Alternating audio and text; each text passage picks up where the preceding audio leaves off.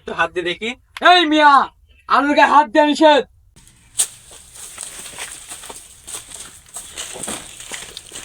তুমি তো আলু কিনতে পারবা বলে মনে হয় না। আচ্ছা ঠিক আছে, তুই ওদিকে যা, ওর সাথে আমি দাম দর ঠিক আছে করছি। বস। ভাই আমি সে আলুর ব্যাপারে বলছি, আপনি সে চাষি কই? এই মিয়া, আলুর দাম কত জানেন? আঙুর ফেলে এখন কলা গাছ। বস বলেন বস। ও ভাই ভুল হয়ে গেছে, তো আপনি সে গোডাউন কোনে ওখানে নিয়ে চলেন। আসেন।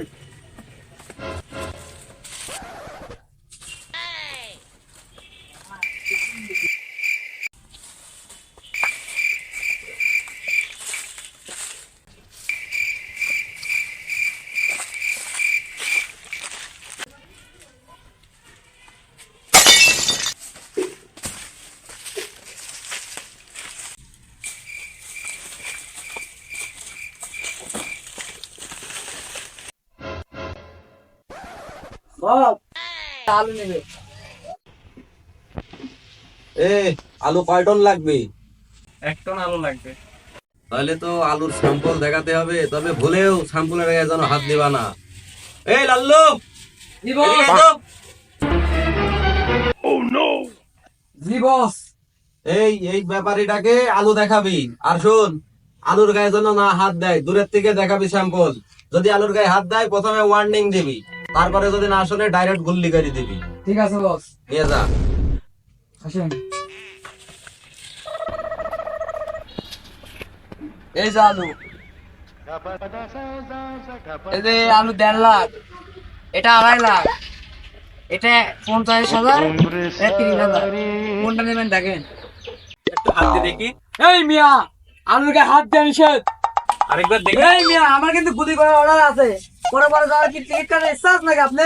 চলেন বসের কাছে চলেন। চলেন। ভাই আলু তো সবই দেখলাম। আলু নিতে পারবেন তো?